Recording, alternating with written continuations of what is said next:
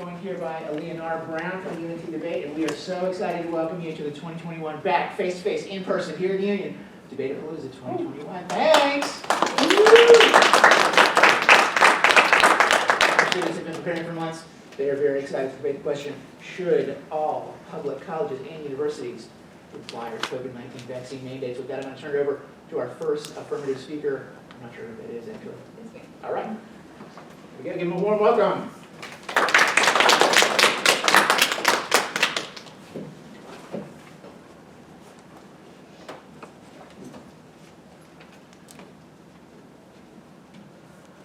We just start whenever. Introduce yourself. Don't forget to introduce yourself. Yeah. Hi, I'm Alexis Dillard. I'm going to be talking for the affirmative side.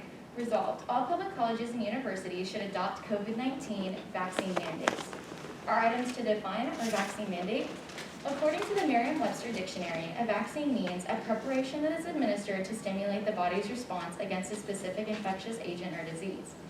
And a mandate means an official order to do something.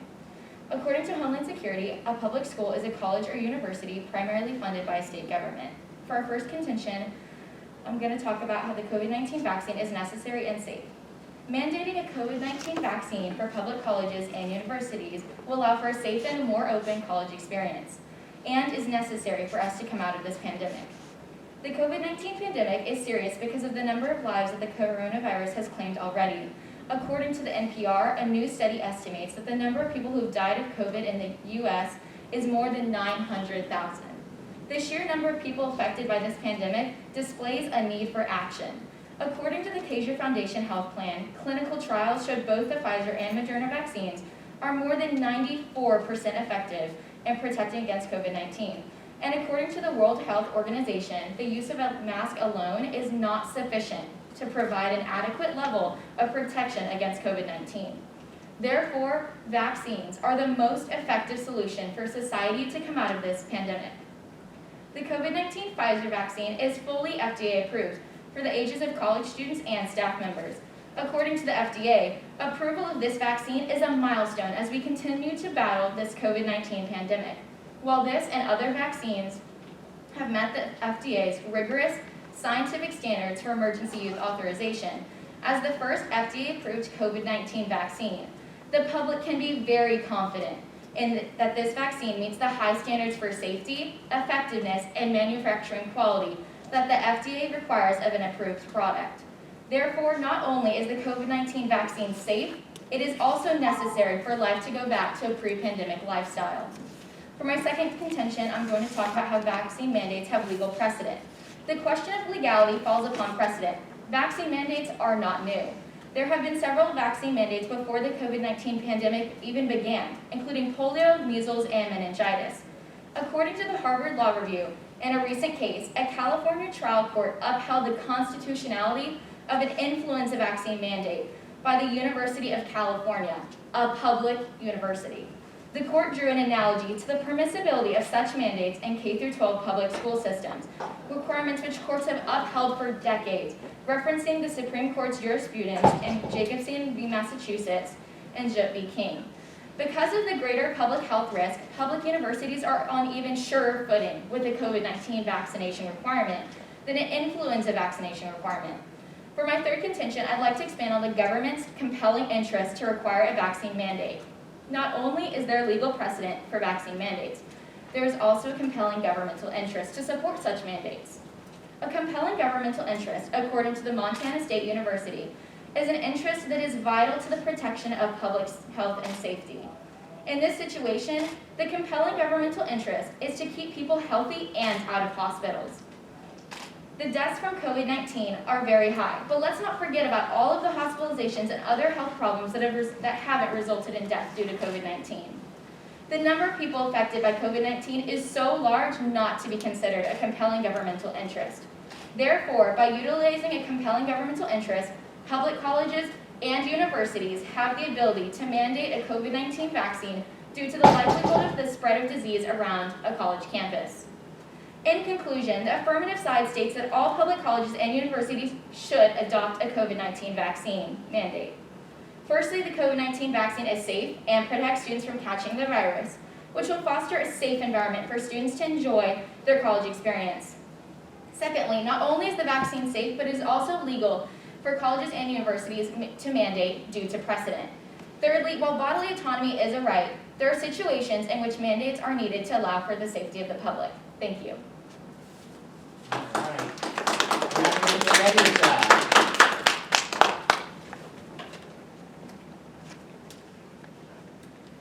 Good morning. My name is Soraya, and I will be speaking for the negative side. Resolved, public colleges and universities should not have COVID-19 vaccine mandates. We are defining COVID vaccine mandates in this scenario as requiring all students and employees of the college or university to be fully vaccinated with an approved COVID vaccine before being allowed to work on campus or participate in in-person activities or classes. COVID-19 vaccine mandates are not necessarily needed, as we can see from information released by the CDC as of November 4th, 2021. More than 3/4, which is roughly 80% of people ages 18 years or older have received at least one dose of the vaccine. Instead of mandating the vaccine, why not use self-enforcement mechanisms? Looking back at the times when COVID-19 first started, masks and social distancing were already highly politicized, and people still had a strong opposition to mandates. When a person refuses to wear something on their body, why does the government or any institution think they will agree to put something inside of their body?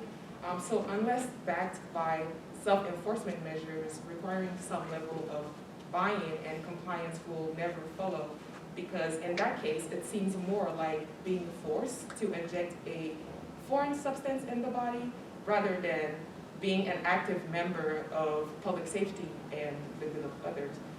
Furthermore, implementing requirements without making clear steps to educate the public is a quick fix for repressing vaccination safety concerns and will engender even more resistance. So rather than looking for rules right away, the first step is responding to concerns, should be promoting transparency as much as we can. Also, the COVID-19 vaccine mandate is a violation to our individual freedom as it relates to our body. So no one really knows the COVID vaccine to be safe in terms of long-term effects, and even if the positive short-term effects of the vaccine are to keep everyone around safe, students and staff might be reluctant to put their health at risk in the long term, and rightfully so.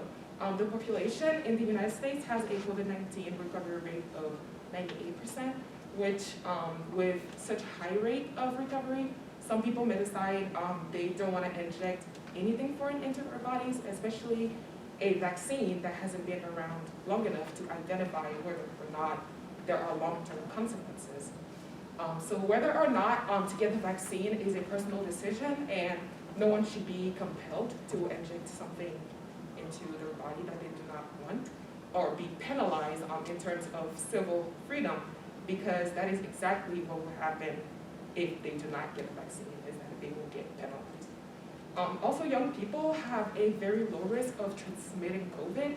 Data shows that young people rarely transmit COVID-19. So if most young people are basically invulnerable to COVID-19 and seldom spread the disease, why are schools pushing to mandate vaccine on this population? If we have learned one lesson during the pandemic, it is that one-size-fits-all solutions do not work.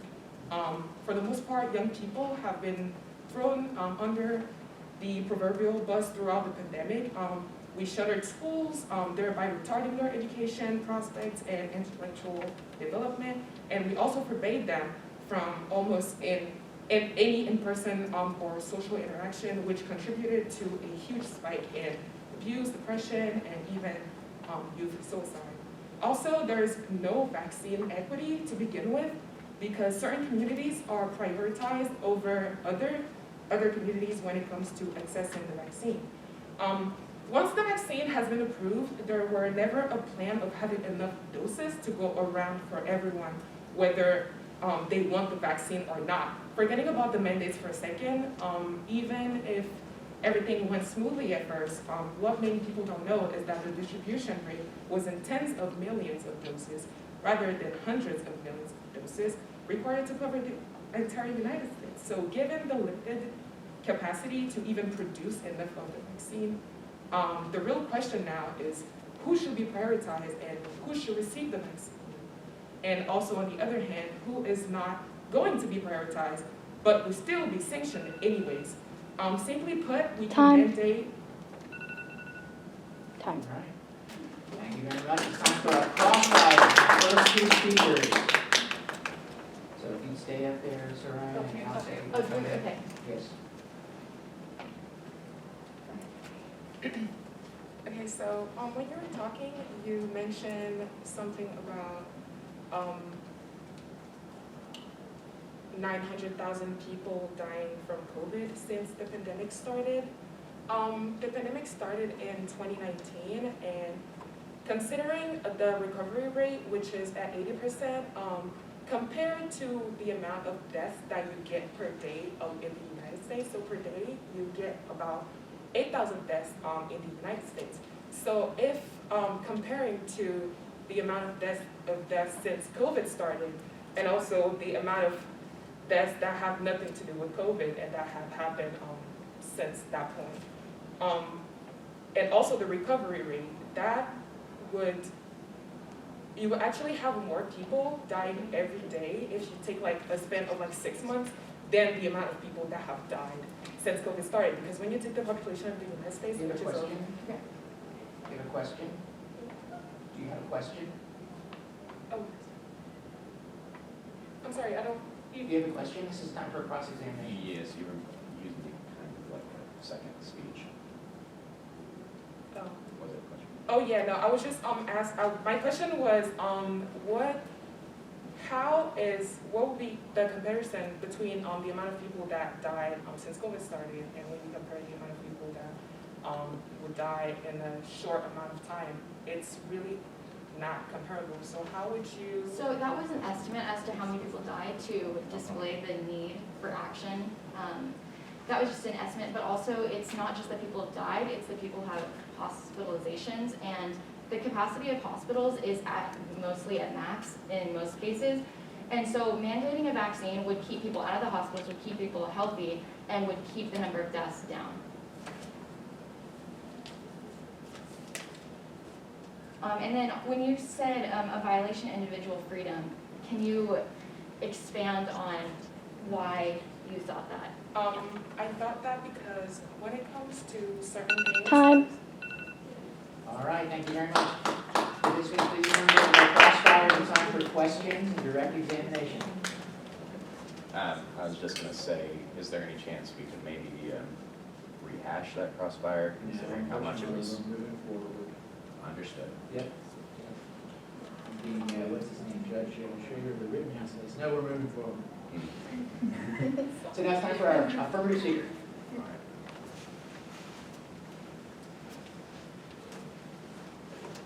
Hello, everybody. My name is Jared Saylor. I will be the affirmative rebuttal speaker for this round of debate. So I'd like to begin by tearing down my opponent's case, and then I will rebuild my own. First, the first net contention was that the vaccine was not necessarily needed. As my affirmative speaker said, whenever she built up our argument, it is absolutely needed. We are, even if 80% has been vaccinated already, that remaining 20% still poses a risk. They can still get COVID-19, they can still have adverse side effects. If we are to mandate this vaccine, we can make it safer for everyone in general, as well as our opponent has really established no harm to the vaccine itself. They have simply stated, oh, our bodily autonomy is being violated.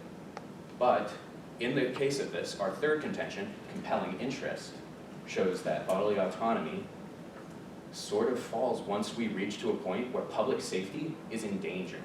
People are dying from this. People are being hospitalized because of this. Next is clear education on the vaccine. In regards to this, the information is very clear on this. The NIHS government website hosts the entirety of their lab data on the COVID-19 vaccine, from all of their studies, to all of their samples, to all of their population samples. Everything is quite literally there, you just have to know where to look. And while more clear public and education initiatives can be undertaken, they are in the process of being undertaken. There are many classes on the COVID-19 vaccine. There are many public service initiatives on the COVID-19 vaccine. These arguments quite simply do not stand up to snuff. Next is the vaccine equity. Unfortunately, yes, we can't produce enough yet to cover everybody, but over time, that will be covered. We have, quite frankly, been underproducing due to horrible regulations on the vaccine itself. And we will be pushing to move that production line up. Now that it is fully approved, we don't have to do tests. We don't have to do test vaccines anymore. We can produce the full thing at full manufacturing capacity in order to get it to as many people as possible and get it to as many people safely as possible. And in regards to colleges specifically, that many vaccine doses is available. For crying out loud, we have COVID-19 vaccination available on campus by appointment. And as far as I'm aware, there has been no time since this started, well, the COVID-19 vaccination wave started, that UNT has simply stated, no, we are out of vaccinations. And I have not seen from all the research we have done that any college has ever said, no, we are completely out of vaccinations. So that argument falls as well. Remember, by the resolution, we are talking specifically about public colleges and universities in the United States and the world. I have not heard of once that this has been an issue. All right.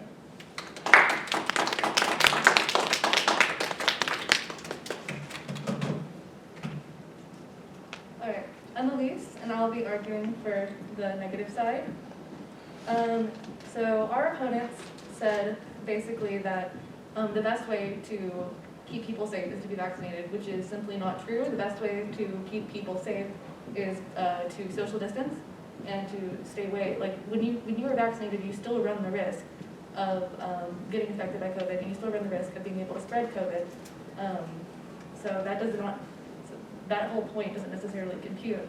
As well as the numbers that you brought up in the beginning of your speech, talking about the deaths of people in America, that also doesn't necessarily apply to this, as well as we are talking specifically about college vaccine mandates. And many of those deaths are from people who are not in colleges or in any times are outside of the typical college range age.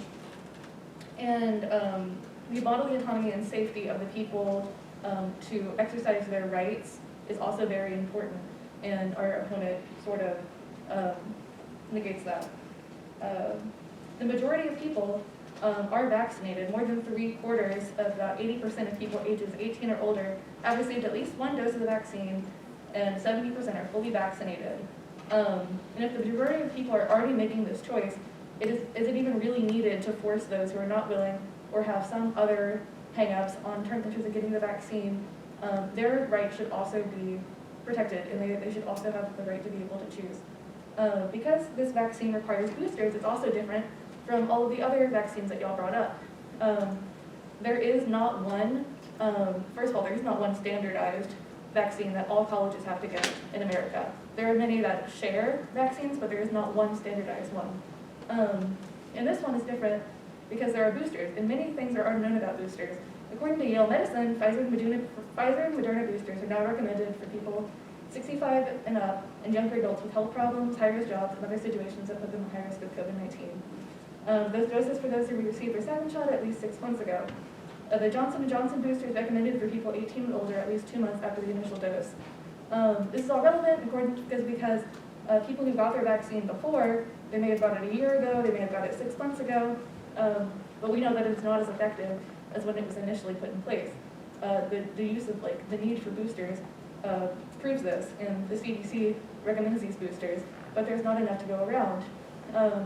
How would we properly implement this in terms of the colleges? If people already have ineffective vaccines when they come into colleges, then it is not typically safe, and it is not the most, like the best form of safety, as our opponents have stated. Yeah, and especially with the differences between the vaccines, do we need them every 2 months, do we need them every 6 months? It would be almost impossible for colleges to keep up with this for their massive amounts of students. And as well as these boosters in the first place are still only approved for emergency use authorization and are not completely approved. And we see this as like surges are still happening and many breakthrough cases are still going on. Short-term side effects are also a big thing. There are soreness, fatigue, fever, nausea, as well as other symptoms. These symptoms maybe only last a few days. In terms of other people, there may be other long-term side effects, such as heart problems and heart palpitations that have been going on. Short-term side effects can be a huge thing in terms of like missing classes, missing work. Many times that's not like a choice for many people, and they can't actually do this. They can't actually do this. Some people have very limited sick days. Many know that if you get behind in one class, then it's almost impossible to catch up. Another thing is people say those who, this impedes the right to education. For those who do not want to get vaccinated and they cannot attend on-campus classes, some people say, oh, they can attend online classes. However, Barnes & Noble College released a report called College 2030 that surveyed many students and teachers and found that 44% of students at least said that the value of college has declined since the pandemic, and even more said that online education did not fill us with feeling. Another study by McKinsey & Co. Had about 84% scoring remote learning a 6 or below. And like a huge amount of teachers said online learning is not effective. They feel like that they cannot properly teach their students and they cannot properly give people the education that they're paying for and that they deserve to have the most right to education. Furthermore, universities should be a haven of free thinking and expression. Time. And thank you. All right. Time for a second crossfire.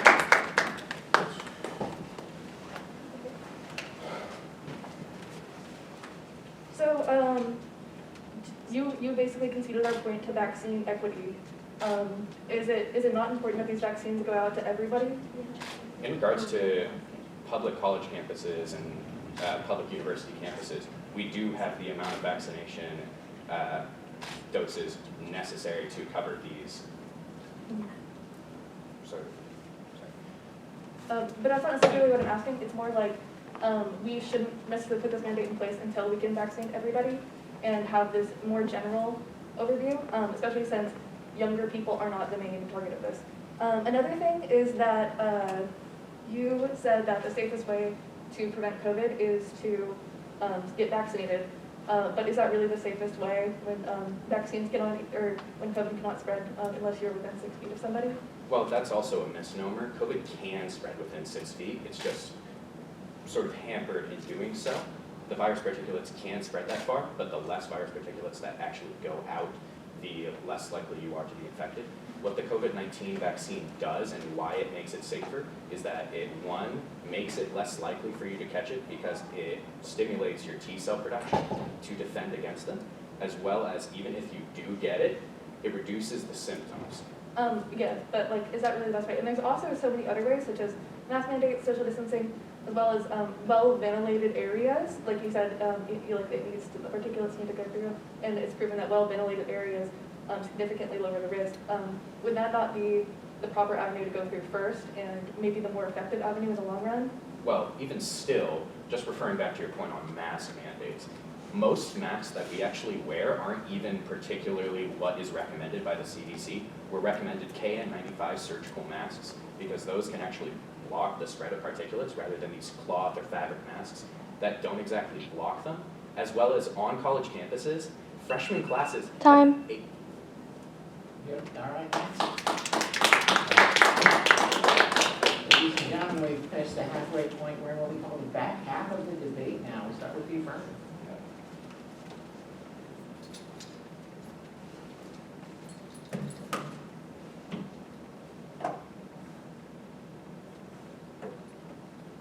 Good morning. My name is Tariq Lee, and I'll be the affirmative defensive speech. Thank you. Again, to restate, all public colleges and universities should adopt a COVID vaccine mandate, and it's more than necessary. According to the CDC, COVID-19 vaccines are effective and can reduce the risk of getting and spreading the vaccine that causes it, contracting and spreading the virus that causes COVID-19. There is also no equal alternative to a vaccine. Sure, masking and social distancing can help, but it won't protect you from viral transmission. According to the CDC, most people who get COVID-19 are unvaccinated. However, since vaccines are not 100% effective at preventing infection, some people can still get the vaccine, also known as a breakthrough infection, which, according to a study at Washington State University, will happen in 1 in 5,000 people. Whereas someone who's unvaccinated is, quote, 29 times more likely to catch COVID when compared to someone who is vaccinated. And on a crowded college campus, that's not a risk we're willing to take, considering hundreds of thousands of Americans have died. Again, vaccine mandates also have legal precedent, especially when there's compelling government interest to protect public safety. Now, the negative did mention bodily autonomy, which is important and a right you're entitled to, but you don't have the right to potentially harm someone. When one person's choice might potentially harm someone, it can be ethical for that choice to be limited or just cease to exist altogether. This is the same reason why stop signs exist, traffic lights, and speed limits. Or for the same reason you can't yell fire in a crowded theater. It's a potential risk to someone else's life. And also, choosing not to get vaccinated in the heat of a pandemic is not only selfish, but it's reckless. Again, considering hundreds of thousands of Americans have died. Now, to put this into perspective, it's illegal to drink and drive because of the potential you can cause to yourself, potential harm you can cause to yourself and others. No matter how bad your bodily autonomy lets you get behind the wheel, it's legal and dangerous to do so. Now, to take it a step further, if I were unvaccinated, got COVID, and transmitted the virus to someone else, and that person were to die, then we consider that manslaughter. Moving on. Now, vaccines protect the most vulnerable of us. Yes, as a college students, we're not as vulnerable, but our family members are, our grandparents, our younger siblings who are too young to get vaccinated, people who have fragile immune systems. It's more important to them.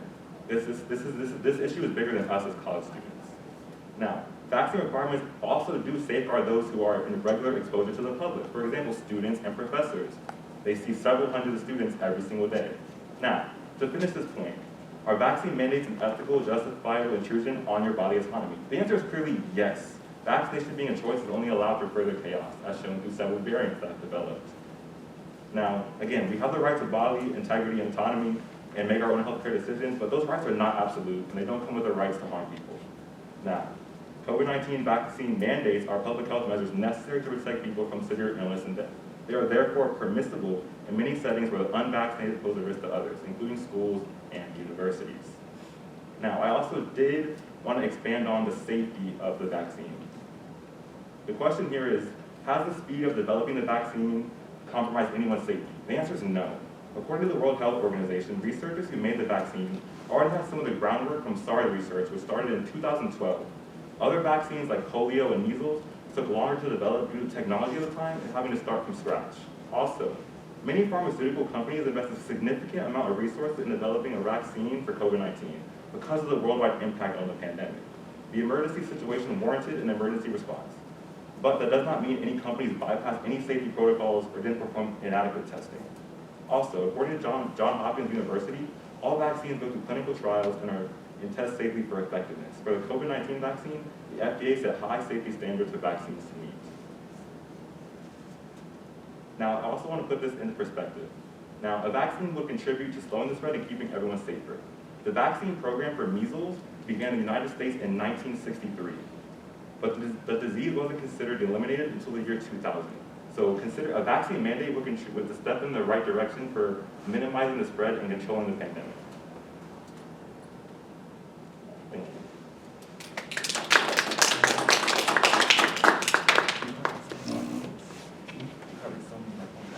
Thank you, Steve.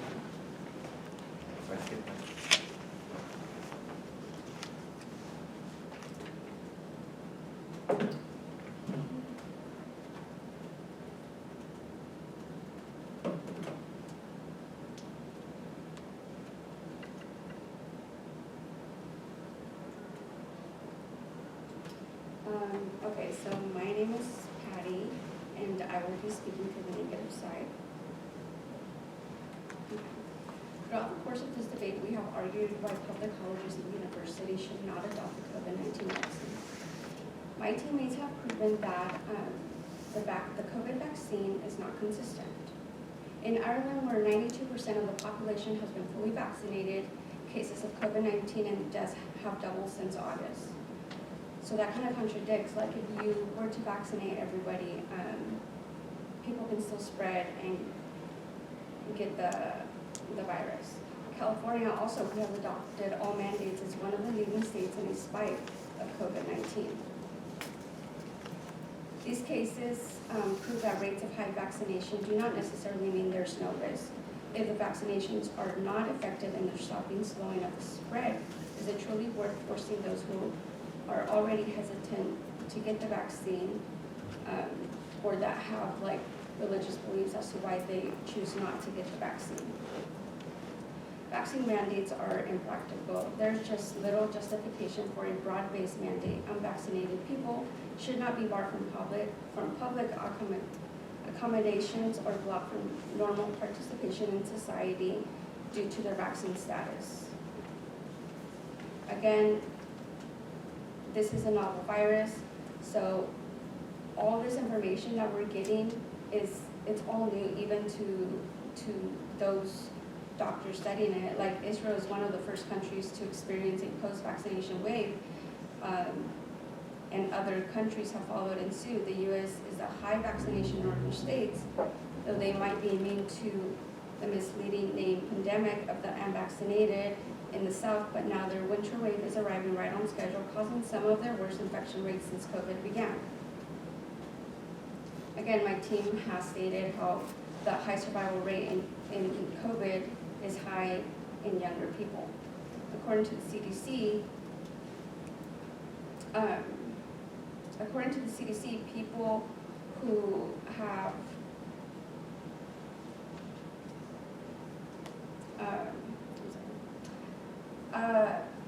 according to the CDC, people who have underlying diseases are those that are more at risk.